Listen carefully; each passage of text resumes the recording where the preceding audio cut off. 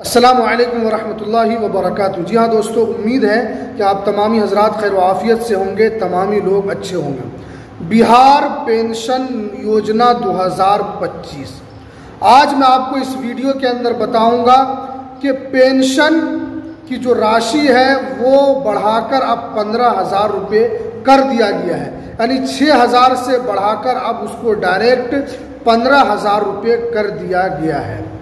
आप जानते हैं कि बिहार के अंदर विधानसभा का चुनाव होने वाला है, चाहे वो सितंबर में हो जाए या नवंबर में हो जाए, लेकिन बिहार के अंदर विधानसभा का चुनाव होने वाला है और इस वक्त सरकार काफ़ी एक्टिव है। सरकार घोषणाओं पर घोषणा कर रही है। बहुत सारी चीज़ें जो 4 साल में नहीं होती है वो 1 साल 6 महीना 4 महीने के अंदर वो काम हो जाता है। और नीतीश कुमार की तरफ से हर बार नई नई योजना के तहत बड़ा ऐलान किया जा रहा है।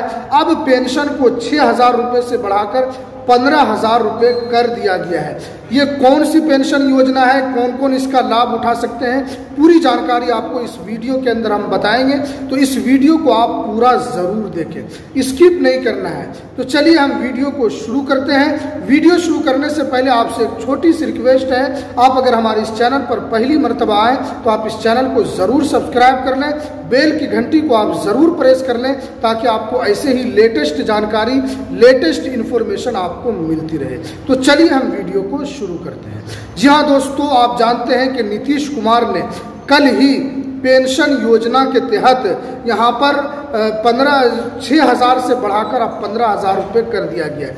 इससे पहले भी नीतीश कुमार ने बिहार के अंदर जो चाहे वो वृद्धा पेंशन हो, विधवा पेंशन हो, विकलांग पेंशन हो, अन्य पेंशन योजना के तहत जो गरीब लोगों को जो पेंशन मिला करता था, जो जिनकी एज ज़्यादा हो गई है, तो पहले उनको 400 रुपये मिला करता था, लेकिन सरकार ने अब इसको बढ़ाकर 1,100 रुपये कर दिया, यानी ये राशि आपकी दोगुनी कर दी गई है।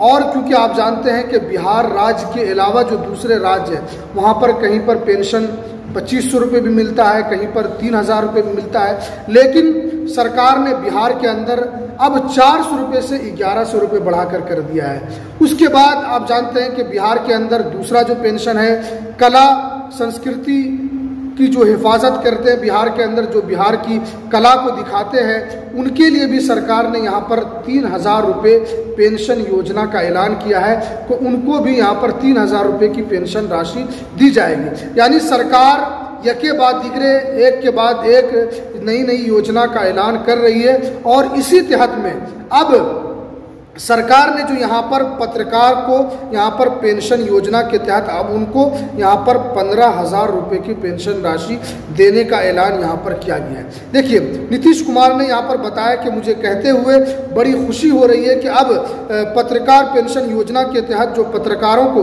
पहले 3,000 रुपये 6,000 रुपये महीना दिया जाता था, अब उस पैसे को बढ़ाकर यहाँ पर 15,000 रुपये कर दिया गया है।